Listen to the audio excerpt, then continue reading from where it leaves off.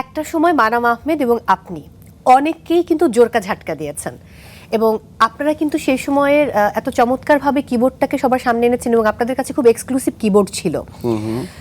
একই সাথে কিন্তু আপনাকে ওই সময় বলা হতো যে বাংলাদেশের অন্যতম শ্রেষ্ঠ কিবোর্ডিস্ট।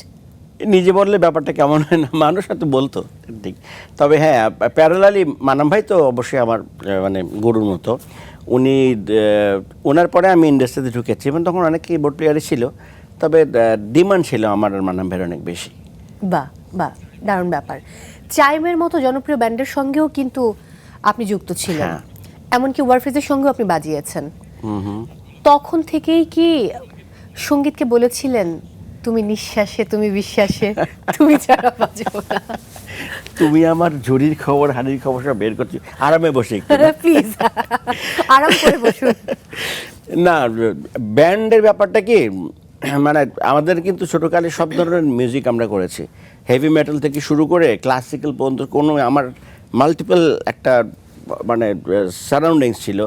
ফিল্মে গেলে একরকম মিউজিক করতে হতো, ব্যান্ডে ওয়েস্টার্ন মিউজিক করতাম, তবে নিজের লিসেনিংগুলো ডিফারেন্ট ছিল। আমি অ্যারাবিয়ান গানও শুনতাম, আবার উর্দু পাকিস্তান গাজল টাজল শুনতাম। তো এই ব্লেন্ড কালচারগুলো আমাকে যে ইনপুট দিয়েছে, আমার মনে হয় এটা আমার ক্যারিয়ারের অনেক প্লাস পয়েন্ট।